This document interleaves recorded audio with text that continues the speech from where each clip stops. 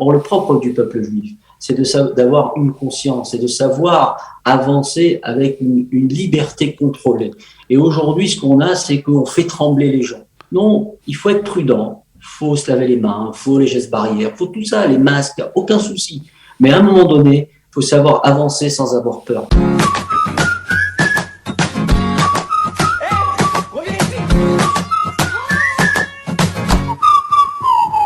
Plein Lado et avec moi cette semaine, Paul Fitoussi. Paul Fitoussi est quelqu'un de très connu dans la communauté en France. Et pas seulement parce qu'il est le directeur de l'école Yavneh à Marseille, mais aussi parce que c'est un vieux loup de la communauté qui a fait un peu toutes les batailles communautaires. On va faire connaissance avec lui, mais tout d'abord, Paul, bonjour. Bonjour. Alors, enchanté de t'avoir avec nous dans Plein Lado sur Studio Qualita aujourd'hui. Moi de même. Comment vas-tu? Très bien, très très bien.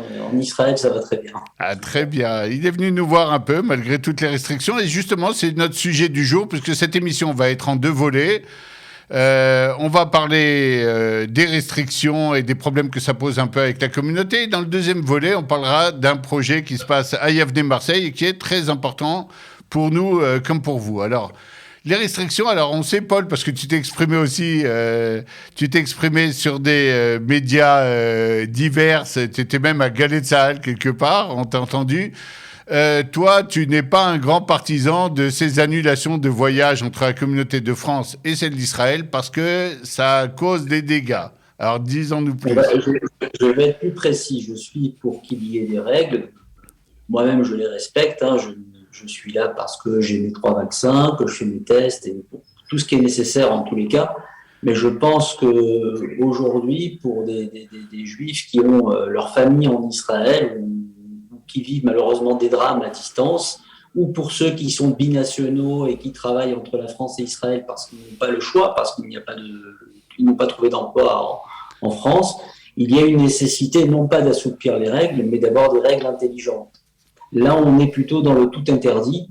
Et à mon avis, c'est une erreur de ce point de vue-là. On peut tout simplement, moi je propose clairement aux membres de la Knesset, voilà, peut-être qu'ils ne m'écouteront pas, mais c'est pas grave, je tente le coup, de créer un passeport familial. On crée un passeport vaccinal, créons un passeport familial avec une nécessité de remplir toutes les conditions requises par le ministère de la Santé israélien, ce n'est pas ne pas respecter, mais lançons le passeport familial. Voilà, je pense que Alors si je on comprends a des bien, députés francophones, ils s'expriment pour nous. Mais moi, je veux pas seulement ça pour les francophones, hein. Je veux pour l'ensemble des juifs du monde alors entier. j'ai compris ce que tu dis, mais je vais essayer de cadrer un tout petit peu pour essayer de comprendre l'idée. Si tu dis tout ça, c'est parce que tu penses, et tu en es persuadé, je suppose, que ça crée de véritables dégâts dans les relations, et pas seulement à l'intérieur des familles qui n'arrivent pas à se réunir, mais est-ce que toi, tu sens aussi un impact en tant que directeur d'école qui voit bien le lien des jeunes avec Israël, qui a toujours été très fort, le lien des Juifs de France?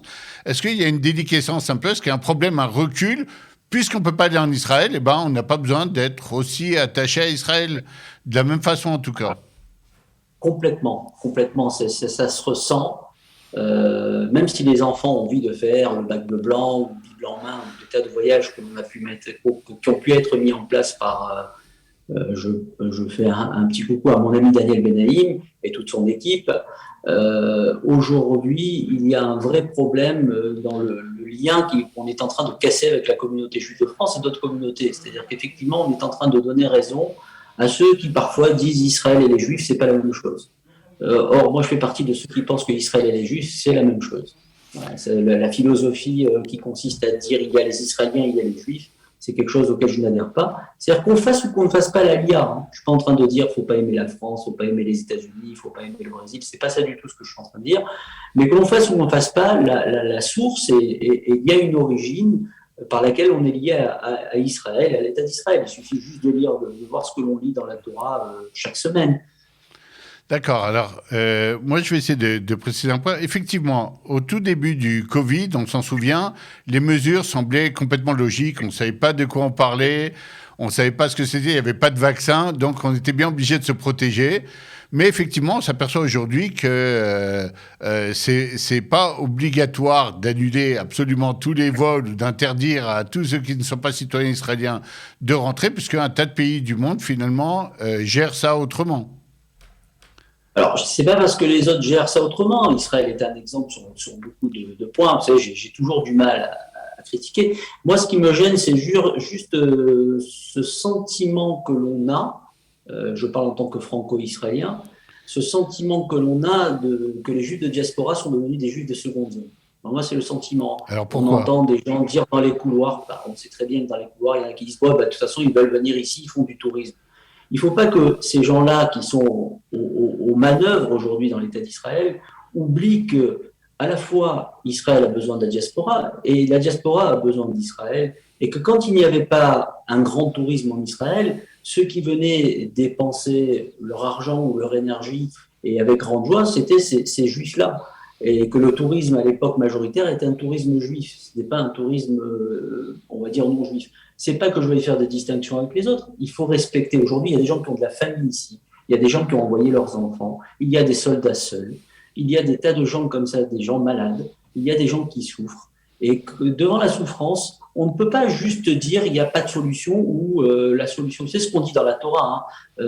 Un rabbin qui interdit tout, c'est quelqu'un qui comprend rien à la Torah. Moi, je pense qu'à force de tout interdire, c'est que. Alors, je suis pas en train de dire que les mesures ne sont pas logiques, mais il y a une logique répressive et il y a une logique éducative. Et je pense qu'il faut aller dans la logique éducative. C'est-à-dire qu'obliger les gens effectivement à faire leur test, obliger le vaccin s'il faut, ça je ne suis pas scientifique pour le savoir, et il y a des gens bien plus spécialistes que nous. Et comme vous le dites, c'est en train de rompre le lien entre la communauté juive et Israël. Alors, j'entends certains qui disent après tout, c'est pas grave. Non, moi, je veux leur dire que c'est très très grave ce qui est en train de se passer. Et que le Covid, là, aujourd'hui, a une conséquence. Alors, je dis pas que c'est volontaire de la part de ceux qui prennent les règles. Je suis persuadé qu'ils font ça pour le bien des Non, mais gens. un peu, il y a quand même loin des yeux, loin du cœur, ça existe même dans ce lien-là. C'est-à-dire, si tu peux pas y aller, si tu peux pas aller à Netanya, etc., ben finalement, tu vas faire un voyage en Tunisie où c'est permis, ou bien en Italie où il n'y a pas les mêmes Ou à restrictions Dubaï. aujourd'hui, Ou ou à à Dubaï. Dubaï, et finalement, c'est sympa aussi, et des fois, ça sort moins cher. Donc, est-ce que effectivement, ce lien peut être, au début, si c'était une affaire de quelques mois, alors ok, mais si ça devait durer encore 2, 3 ans, il va falloir réfléchir peut-être un peu différemment. Et moi, je fais partie des gens qui ne faut pas vivre, qui pensent qu'il ne faut pas vivre avec la peur. Lorsqu'on vit avec la peur, on ne peut pas avancer, on est immobilisé. Alors si ce gouvernement ou un autre, moi je suis pas, vous savez, je suis pas ni pour l'un ni pour l'autre, honnêtement, sinon je m'engagerais vraiment en politique et je me gênerais pas pour y aller. Mais franchement, quand on est un leader, quand on est des leaders, on ne doit pas jouer avec la peur. Parce que jouer avec la peur, c'est faire exactement ce que dénonçait Machiavel dans Le Prince. Enfin, ce que dénonçait Machiavel, il disait beaucoup de gouvernants gouvernent par la peur et il y a une emprise sur les consciences. Or, le propre du peuple juif, c'est d'avoir une conscience et de savoir avancer avec une liberté contrôlée. Et aujourd'hui, ce qu'on a, c'est qu'on fait trembler les gens. Non, il faut être prudent, il faut se laver les mains, il faut les gestes barrières, il faut tout ça, les masques, il n'y a aucun souci. Mais à un moment donné, il faut savoir avancer sans avoir peur, parce que la peur, ce n'est pas ce qui caractérise le peuple juif.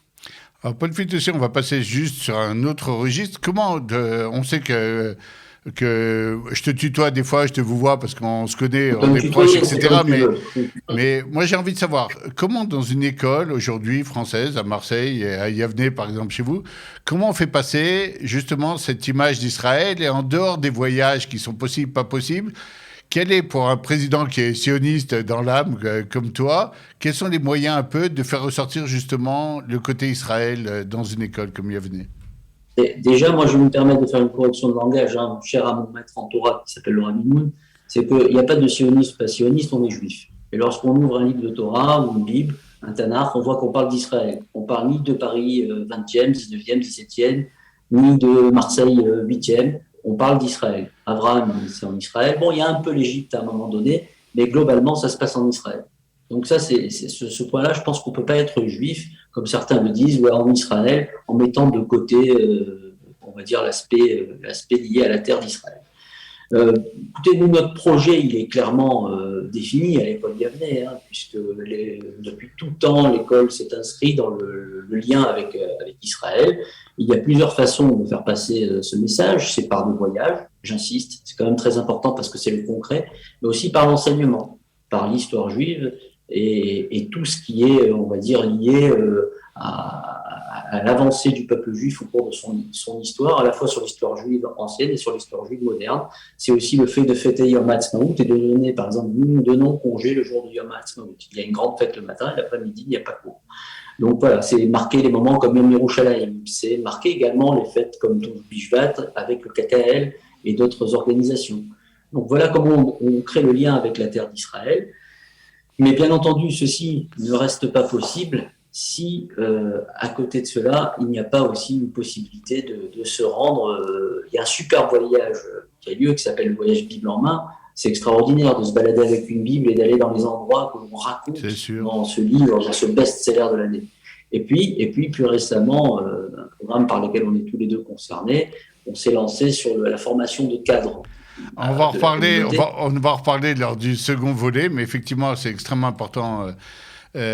Pour conclure quand même ce premier volet sur les voyages, raconte-nous, Paul, quand même, tu as commencé au tout début, je t'avais coupé un peu, à nous parler d'un aménagement possible avec ce fameux passeport familial. Comment ça pourrait marcher? Je pense qu'aujourd'hui, nous avons les moyens numériques, je sais de quoi je parle, d'avoir, comme de la même manière qu'il peut y avoir un passeport vaccinal, un passeport de voyage, un passeport familial pour les juifs ou peut-être même des non-juifs qui auraient de la famille en Israël. On va pas être, mais on pourrait monter un passeport dans lequel certaines conditions établies par le ministère de la Santé israélien seraient exigées, des conditions logiques, à savoir faire le vaccin, avoir un test PCR à l'arrivée, un test PCR au sortir d'un confinement. Voilà, moi je propose clairement qu'avec un bidou, avec un isolement respecté, un confinement, il y a des idées. Il faut se réveiller un petit peu. Il ne faut pas juste regarder le Covid et lui dire oh, on a peur du Covid. Ça y est, il faut se bouger. Hein, à un moment donné, c'est bien beau de dire il y a le Covid, je vais avoir le médicament, je vais avoir ci. Mais ça ne sert à rien si on ne prend pas la possibilité de laisser vivre le quotidien aux gens. Vous savez, il y a pire, il y a la maladie réelle, mais il y a aussi la maladie morale. Sincèrement, à force moi je vois les gens, il y en a des gens, il y a des drames qui se disent derrière tout ça. Vous savez, moi j'ai connu une personne qui n'a pas pu assister à l'enterrement de son fils, de son jeune fils. Déjà, c'était un drame. C'est non seulement le premier drame, c'était qu'il n'a pas pu assister à la mort de son fils, mais le deuxième drame, c'est qu'il n'a quand même pas pu assister à l'enterrement. Donc, à un moment donné, je crois que on peut éviter ces drames-là en y mettant un petit peu de souplesse. J'ai pas dit un manque de rigueur. Je dis bien de la souplesse. Je pense que quelque part, Paul, je pense que tu as été écouté quelque part, parce que je sais qu'il y a actuellement dans le gouvernement de grandes discussions et beaucoup de pression. On a entendu Ari Abitbol qui nous racontait comment du côté de l'agent juive, on mettait de la pression pour permettre au groupe de revenir et d'avoir accès à Israël de façon libre. Mais je sais qu'il y a de grandes discussions et on risque d'avoir d'agréables surprises dans les prochaines semaines au niveau de ces restrictions-là. Juste un point, je dis bien souplesse, mais il faut être intraitable avec les conditions d'entrée. C'est-à-dire que c'est pas chacun fait ce qu'il veut comme il veut. Il faut vraiment obliger les gens qui veulent venir en Israël. Mais je pense qu'il faut donner aujourd'hui, même si j'ai entendu certains qu'on ne donnait pas la citoyenneté israélienne aux juifs comme ça du monde entier. Moi, je pense qu'aujourd'hui, on doit quand même donner un lien privilégié aux juifs de diaspora avec Israël. Que Dieu préserve, si nous étions tombés, je vais peut-être un peu dramatiser les choses, mais je vais le faire quand même, dans les mêmes circonstances qu'au moment de la Seconde Guerre mondiale, en dehors d'Israël.